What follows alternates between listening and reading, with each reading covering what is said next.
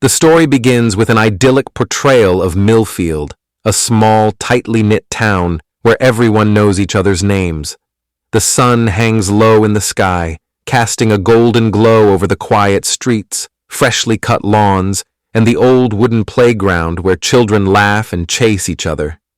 It's the kind of place where nothing bad ever happens, or so the residents believe. Among them is Timmy Callahan, a bright-eyed 8-year-old with scuffed knees and a backpack too big for his small frame. He's playing near the edge of the woods, the same woods every kid in Millfield has been warned about. Don't wander too far, parents always say. The trees get too thick, and you could get lost. But to the children, it's just part of the adventure, a boundary that exists only in grown-up minds. Timmy's mother, Lena Callahan, stands on the porch of their cozy blue house, wiping her hands on her apron as she calls for him. "Timmy, dinner's ready." Her voice carries across the field, but there's no response. She frowns, calls again. Still nothing. The other children pause their game, glancing toward the trees. One of them, a girl with braids, points hesitantly. "He went over there, just a minute ago." Lena's heart skips a beat. She walks toward the tree line, her steps quickening when she sees a single red balloon bobbing gently against a branch, its string tangled in the leaves. There's no sign of Timmy. The camera, if this were a film, lingers on the woods. The shadows between the trees seem deeper than they should be.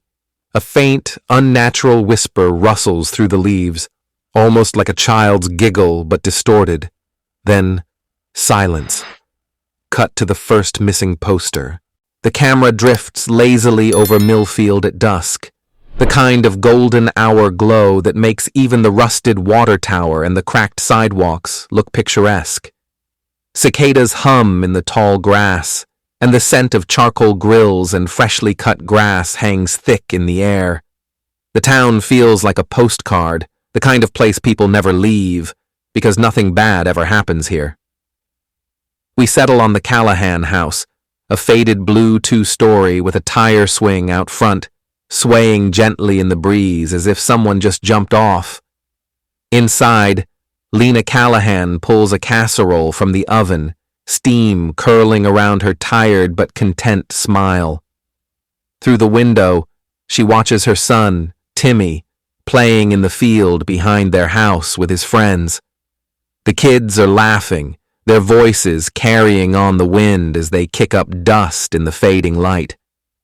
Timmy, 8 years old with dirt on his jeans and a gap-toothed grin, is the ringleader of the little pack. He's got a stick in his hand, pretending it's a sword as he duels an invisible monster. His best friend Emily giggles as she dramatically falls to the ground, playing dead. Lena wipes her hands on her apron and steps onto the back porch. "Timmy! Dinner!" she calls. No answer. She frowns, scanning the field. The other kids are still there. Emily, Jake, little Sarah. But Timmy isn't with them. "Where's Timmy?" Lena asks, her voice sharper now. Emily points toward the tree line where the woods loom dark and thick even in the summer evening. "He said he saw something. Went to check it out." Lena's stomach drops. Every parent in Millfield warns their kids about those woods. Not because of bears or snakes, but because of the stories.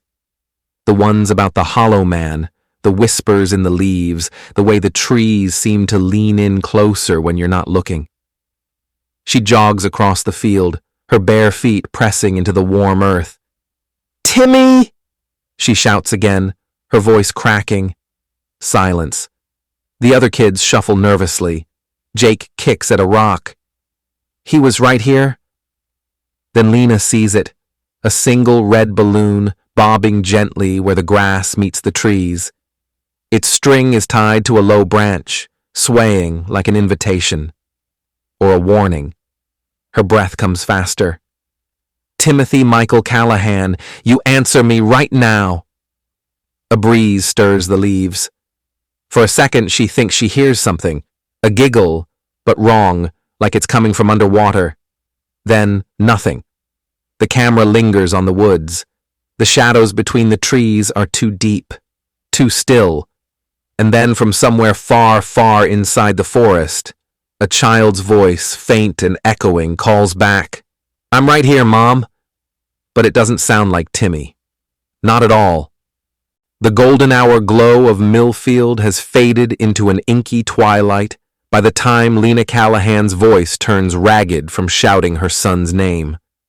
The other children, wide-eyed and fidgeting, cluster behind her as she strides toward the tree line, her bare feet pressing into the damp earth. The red balloon bobs mockingly in the breeze, its string tied too perfectly around the branch, as if placed there by careful hands. She steps into the woods. The air changes instantly, thicker, colder, the scent of pine needles and something faintly metallic clinging to the back of her throat. The trees press in too close, their branches twisted like skeletal fingers. Her breath fogs in front of her as she calls again, her voice swallowed by the oppressive silence. No birds, no crickets, just the slow, creaking groan of the forest settling around her. Then, a flicker of movement. She spins toward it, heart hammering. For a second, she thinks she sees Timmy's blue jacket between the trees, just a flash before it's gone. She stumbles forward, twigs snapping underfoot. "Timmy? Baby, please!" Her foot catches on something. She looks down. Timmy's backpack. It lies half buried in the leaves, the zipper torn open, its contents spilled. A crumpled math worksheet, a juice box, a single tiny sneaker. The dirt around it is disturbed, as if something, or someone, had been dragged deeper into the woods. Her hands shake as she picks up the shoe. That's when she notices the handprints in the mud. Small. A child's. But they're not running away. They're running towards something. A twig snaps behind her. She whirls around, expecting to see Timmy, her lips already forming his name. But the woods are empty, and the balloon is gone. The golden light had bled from the sky by the time Lena Callahan's voice broke. She stood at the edge of the woods, her bare feet sinking into the damp earth where the manicured grass gave way to something older, something hungrier. The children clustered behind her, their earlier laughter now replaced by a silence so complete it rang in her ears. The red balloon watched her. It shouldn't have been there. The town fair had been weeks ago, and this one looked wrong. The rubber too thick, the color too deep, like something dipped in fresh blood. Its string curled around the branch like a noose. "Timmy!" Her shout disappeared into the trees. No echo, no answer. Just the creaking of branches rubbing together in a sound too much like whispering. She stepped under the canopy. The temperature dropped instantly. Her breath fogged in the unnatural chill as the last light from the clearing vanished behind her. The air smelled of wet earth and copper, of mushrooms and something sweetly rotten. Her fingers brushed against bark and she recoiled. The tree was damp, sticky with something that wasn't sap. Then she saw it. A flicker of blue between the trees. Timmy's jacket. "Baby!" She lunged forward, her feet slipping in the loam. Branches clawed at her arms as she ran, her pulse pounding in her throat. The blue flashed again, closer now. She could almost hear his breathing, her foot caught. She went down hard, her knees slamming into exposed roots. The pain barely registered as her hands found the source of her fall. Timmy's backpack. It lay gutted in the dirt, its contents strewn like offerings. His lunchbox gaped open, the sandwich inside untouched. His favorite action figure, the one he never went anywhere without, lay broken at her knees. And there, half buried in the leaves, his left sneaker, the laces still neatly tied. The earth around it was disturbed, deep grooves cut through the mulch, as if something heavy had been dragged, but when she touched them, her fingers came away clean. No mud, no leaves, just smooth. A sound made her look up. Between the trees, barely visible in the dying light, stood a figure. Tall, thin. Its limbs bent at angles that made her stomach lurch. It wasn't wearing Timmy's jacket. The blue fabric hung from its frame like shed skin. Then it moved. Not toward her, not away, but sideways, in a motion that made her vision blur and her head pound. When she blinked, it was gone. The woods were silent again, and from somewhere impossibly deep in the forest, a child's voice called, "Mommy?" It sounded like Timmy. It sounded nothing like Timmy. And then the screaming started, but not from the woods, from back in town. The screaming from town had stopped by the time the search parties arrived, with their trembling flashlights and poorly concealed weapons. Old Sheriff Dawson's face looked like weathered leather in the flickering porch lights as he took statements no one believed. The children's accounts tumbled out in broken fragments. Timmy had seen something shiny in the trees, had heard someone calling his name, had just wandered off. By dawn, the entire town knew. Lena sat hollow-eyed in the too-bright police station, her fingers tracing the grooves in the formica table where generations of nervous hands had picked at the edges. The sheriff slid a manila folder across to her with fingers that smelled of gun oil and spearmint. "You should know," he said, not meeting her eyes.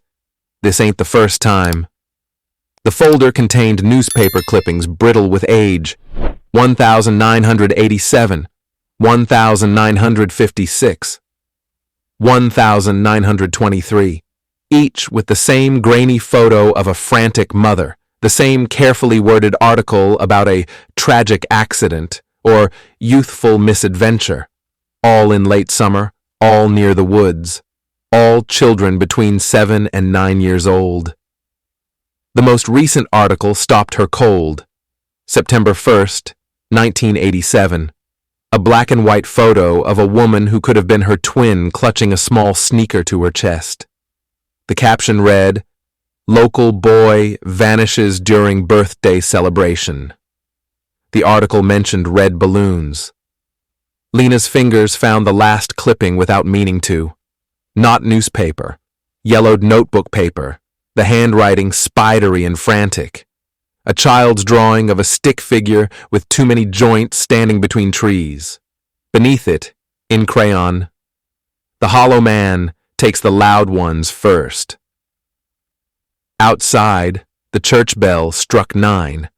The sound rolled through town like a death knell. Somewhere down Main Street, a mother grabbed her laughing child off the sidewalk a little too roughly.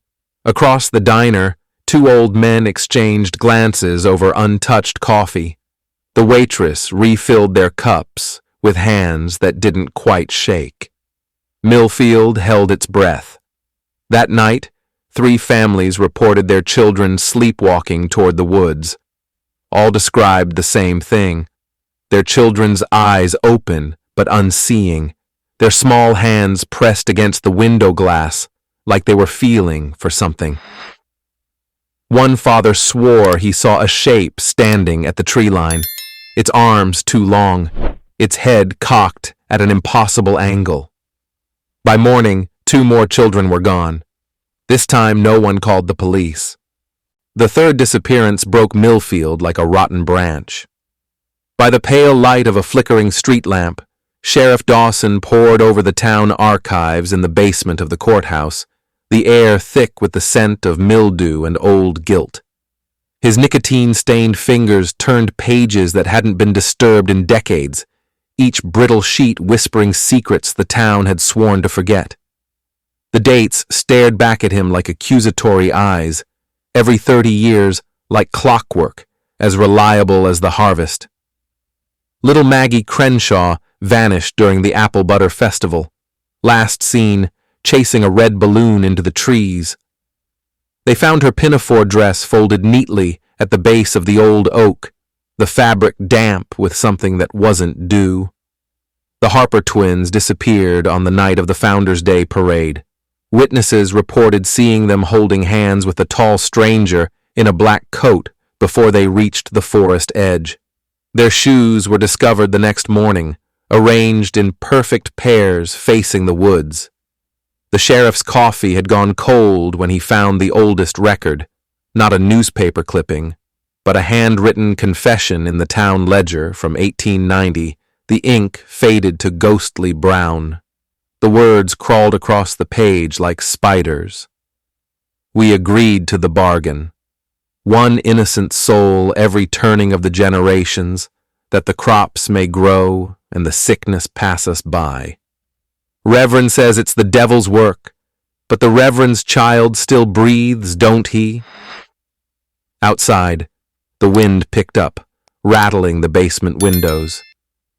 Dawson's flashlight beam caught something his eyes had missed, a child's palm print in the margin of the ledger, so small it might have been imagination, except the stain around it was unmistakably rust-colored. His radio crackled to life with static shredded panic.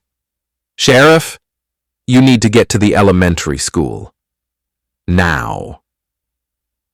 The playground stood empty in the pre-dawn gloom, the swings moving gently though there was no wind. They'd found the latest clue arranged with terrible care in the center of the hopscotch grid. 7 red balloons tied to 7 small backpacks. Inside each one, a single baby tooth wrapped in a recent photograph of the missing children. From the woods came a sound that wasn't quite laughter. In the school doorway, Miss Patterson, the kindergarten teacher, rocked back and forth, clutching a tattered copy of Grimm's fairy tales to her chest. "They've been drawing him for weeks," she whispered. "The nice tall man who watches from the trees. They said he promised them a party that never ends." Dawson's flashlight illuminated the classroom wall behind her. Dozens of child's drawings papered the bulletin board, each depicting the same stick-thin figure with elongated limbs and hollow eyes. In every picture, he stood just at the edge of the forest, one impossibly long hand extended in invitation. The most recent drawing bore Timmy Callahan's name in shaky crayon letters. This time, the hollow man wasn't alone in the trees. 7 small stick figures stood with him, their round faces carefully colored in with black. As the first rays of dawn painted the playground blood red, the sheriff finally understood why no one had ever searched too hard for Millfield's missing children. Some bargains, once made, demand payment in perpetuity. The rain came down in sheets the night Ethan Cole arrived in Millfield. A journalist, or what passed for one these days, Ethan had spent the last 5 years chasing down urban legends and government conspiracies for a failing online magazine. Most of his leads fizzled into nothing. But this one had teeth. The email had been sent from an anonymous account, just 3 lines. They take the children every 30 years. They pretend it's just bad luck. Ask about the Hollow Man. Attached were scanned pages from a 1923 Millfield Gazette detailing the disappearance of a boy named Samuel Reeves, last seen near the woods, last heard calling for his mother. The article had been marked up in red ink, circles around key details. Red balloon found at scene. No footprints leading away. Child reported singing before vanishing. Ethan wasn't here to write a story. He was here to burn the whole damn thing down. The Millfield Public Library smelled of dust and old secrets. The town's history section had been picked clean, missing newspapers, hollowed-out books, entire decades reduced to empty spaces on the shelf. But the librarian, Mrs. Hargrove, watched him with the wary eyes of someone who had been waiting for this moment. "You're not the first to come asking," she murmured, sliding a book across the desk. "But you might be the last." The book was a disbound scrapbook, its pages filled with handwritten notes, obituaries, and, most damning, a list of names. They don't stay missing. They come back. Changed. Ethan's fingers traced the words. What does that mean? Mrs. Hargrove's gaze flicked to the window, where the woods loomed in the distance. It means you should leave tonight. The priest who didn't believe in God. St. Mary's Church stood at the edge of town, its whitewashed walls peeling like dead skin. The priest, Father Byron, was a gaunt man with nicotine-stained fingers and a voice like gravel. You won't find answers here, he said, but his hands shook as he poured whiskey into a coffee mug. Ethan pressed. The town made a deal, didn't it? The priest's laugh was hollow. A bargain implies choice. Then he opened a rusted lockbox beneath the altar. Inside was a wooden effigy, a crude carving of a tall, faceless figure, its limbs too long, its mouth a jagged slash. They called it the Hollow Man, Father Byron whispered. The first settlers found it in those woods. They thought it was just a statue, until it started watching them back. Ethan turned the effigy over. On its back, carved in childlike letters, "We promised." Ethan found Jacob Lowry in a boarded-up farmhouse on the outskirts of town. The man who answered the door was 37 years old, but his eyes were ancient. "You shouldn't be here," Jacob rasped. His skin was sallow, his fingers twitching like he was still trying to shake off something clinging to him. "You were taken in 1987, Ethan said, "but you came back." Jacob's smile was a cracked, broken thing. "Not all of me did." Then he rolled up his sleeve. His arm was covered in black veins, pulsing like something alive beneath his skin. "They think they're giving the children to it," Jacob whispered. "But it's the other way around. The children give it to us." Outside, the wind howled through the trees. And somewhere, deep in the woods, a child laughed. That night, Ethan broke into the abandoned Millfield Founders Hall. Inside, he found the truth. A ledger, bound in leather that wasn't animal hide. A ceremonial dagger, still stained brown with old blood. And a contract, signed in 1890 by every founding family, including the Callahans, the Harpers, the Reeds. One child every generation, offered freely, that the town may prosper. And when the seventh offering is given, the Hollow Man shall walk among us once more. Ethan counted the names. 6 children had already been taken this cycle. The 7th would be the last. And as if on cue, his phone buzzed. A breaking news alert. Millfield Elementary School trip canceled due to unexplained incident. The field trip had been scheduled for tomorrow, into the woods. The storm hit just as Ethan broke into the old Millfield Founders Hall, the kind of sudden, violent downpour that felt like the sky was punishing the town. The boarded-up building groaned as he forced a rusted window open, the scent of mildew and something darker. Old blood, maybe, or rotting flowers, spilling out into the night. Inside, the air was thick with the weight of decades of silence. Dust-covered portraits of stern-faced men and women lined the walls, their eyes seeming to track him as he moved deeper into the hall. At the far end, beneath a moth-eaten velvet drape, stood a blackened oak altar, its surface scarred with deep grooves. Ethan pulled the cloth away and froze. Handprints. Dozens of them pressed into the wood like brands. Some large, most terrifyingly small, all darkened with age, but unmistakable. Children's hands. His flashlight beam shook as he traced the marks. At the center of the altar lay a leather-bound ledger, its cover cracked with age. He didn't want to open it. He did anyway. The ink was faded, the script ornate and looping, the handwriting of a dead man. On this day, the 15th of September, 1890, we, the undersigned, do enter into covenant with he who waits in the wood, that our fields may flourish, our children thrive, and no sickness nor famine shall befall Millfield so long as the bargain is kept. Beneath it, 32 signatures. Ethan recognized half of them: Callahan, Harper, Lowry, the oldest families in town. He turned the page. The terms of the bargain: one pure soul, freely given every turning of the generations, to walk with the hollow one beyond the veil. In return, the land shall remain fertile, the winters mild, and no harm shall come to those who keep the faith. Ethan's stomach turned, but it was the next line that made his blood run cold. And when the seventh offering is made complete, the door shall open, and he shall walk again among us, as in the days of old. 7 cycles, 7 children. Ethan flipped to the last marked page. 1987. Jacob Lowry's name. And beneath it, fresh ink, recent, barely dry. 2024.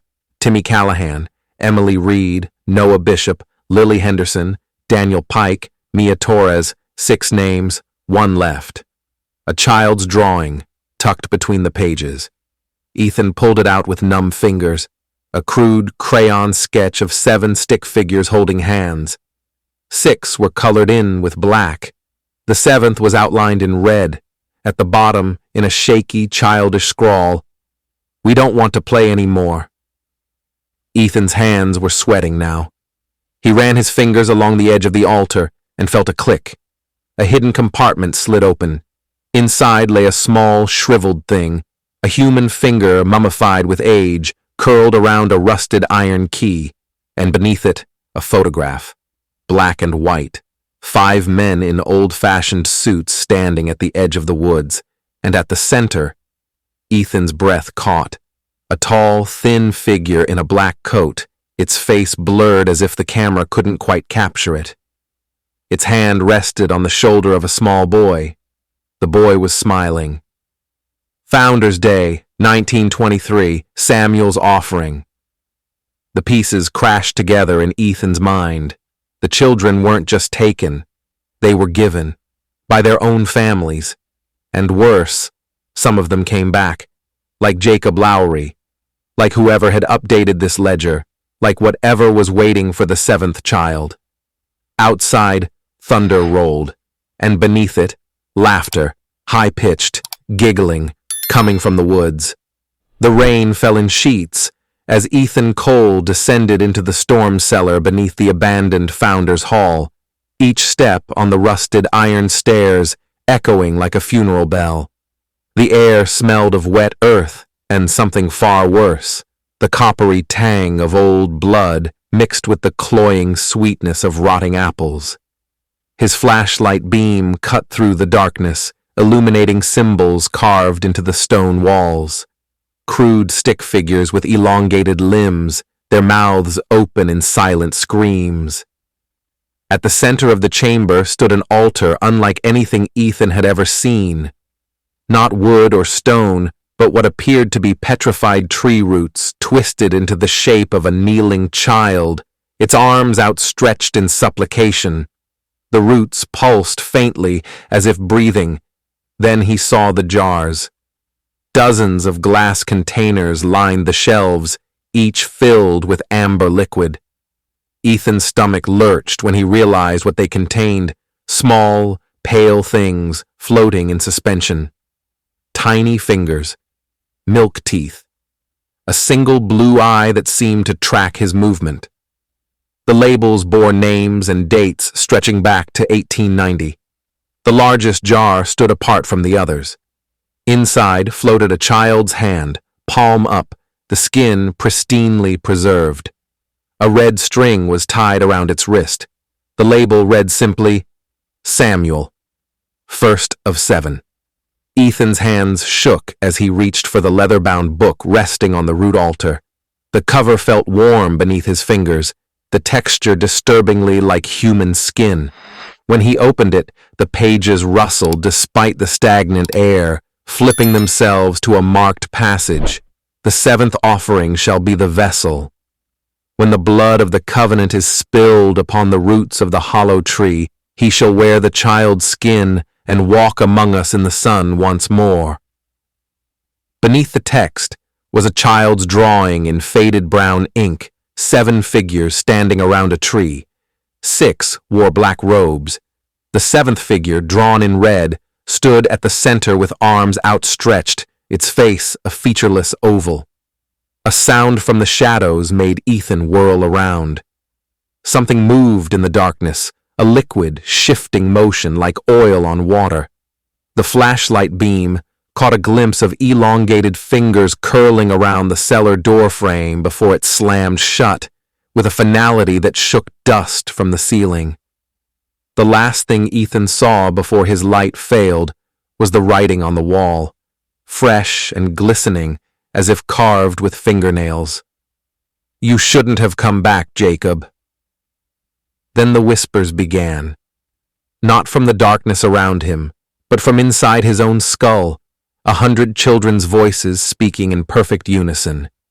"He's almost here. He's so hungry. He remembers you." The flashlight flickered one last time, illuminating the root altar. The stone child's face had changed. Now it wore Ethan's features, its mouth stretched in a scream. Outside, above the storm, the church bell began to toll. Not the measured rhythm of a call to service, but the frantic, uneven clanging of a town in terror. Somewhere in Millfield, a 7th child was being led into the woods, and deep beneath the earth, the roots were stirring. The storm had swallowed Millfield whole by the time Ethan stumbled out of the cellar, his clothes soaked through with rain and something darker. The church bell still tolled in the distance, but the streets were empty, doors locked, windows boarded, as if the entire town had collectively decided to pretend they couldn't hear the screaming from the woods. Ethan ran. The trees loomed ahead, their branches thrashing in the wind like the arms of drowning men. The laughter was louder now, not just children's voices, but something beneath them, something old and hollow echoing through the pines. He found them at the base of the hollow tree, its trunk split open like a wound. 6 children stood in a circle, their backs to him, their heads tilted up toward the figure at the center. Timmy Callahan. Except it wasn't Timmy anymore. The boy's skin had gone translucent, his veins black beneath the surface, pulsing in time with the roots that curled around his ankles. His mouth moved, but the voice that came out wasn't his. It was layered, guttural, the sound of something learning how to speak with a human tongue. "You're too late," it said, smiling with too many teeth. Ethan lunged, not for the thing wearing Timmy, but for the rusty iron key he'd taken from the cellar. He drove it into the tree's gaping trunk, twisting until the wood screamed. The forest shuddered. The children collapsed like puppets with cut strings. The thing inside Timmy howled, its form flickering. For one terrible second, Ethan saw what lay beneath, a tangle of roots and bone and stolen skin, its hollow eyes reflecting centuries of hunger. Then the tree split apart, and the storm swallowed everything. Epilogue. 1 month later, the news called it a gas leak, an entire town wiped out in a single night. The few survivors, an old woman, 2 teenagers, a priest who wouldn't speak, were relocated. The woods were sealed off. The story was buried. Ethan sat in a diner 50 miles away, staring at a Polaroid he didn't remember taking. It showed the clearing, the fallen tree, the children lying motionless in the mud, all but one. In the corner of the frame, just before the trees swallowed the light, a small figure stood watching. Timmy's blue jacket, no face beneath the hood. The waitress refilled his coffee, her smile never reaching her eyes. "You okay, hon?" Ethan turned the photo over. On the back, in handwriting that wasn't his, 7 is a sacred number. Outside, a red balloon drifted past the window. The first responders found Ethan at dawn, half buried in the mud where Millfield's woods met the highway. His fingers were bloody from clawing his way out, his clothes shredded by thorns that left strange, spiraling lacerations across his skin. When the paramedics shone lights in his eyes, his pupils didn't contract. They stayed wide and black as the hollow between stars. The sole surviving deputy would later swear under oath that Ethan whispered the same phrase for all 87 miles to the county hospital. I left the door open. 3 weeks later, the state police report listed Millfield as a mass environmental tragedy, a perfect storm of methane leaks and underground fungal blooms that caused mass hallucinations before suffocating the town in their sleep. The satellite images showed only an overgrown crater where Main Street used to be. The earth collapsed into a network of tunnels that seismologists claimed had been there for centuries. Ethan's editor at Urban Legends Monthly received a manila envelope with no return address. Inside were 7 Polaroids, the founder's altar, now cracked down the middle like a broken spine. 6 small backpacks arranged in a perfect circle, a child's handprint burned into the cover of the ledger, the hollow tree. Its trunk split open to reveal concentric rings of teeth-like thorns, a school desk with the name Timothy Callahan carved deep enough to show bare metal, a hospital cot with restraints torn apart from the inside, an empty highway at dusk where something tall and thin stood half in frame. Beneath the photos, a single sentence cut from newspaper headlines. They only took 6 this time. 1 year later, the YouTube video was shaky, filmed on a teenager's phone outside a boarded-up farmhouse in rural Oregon.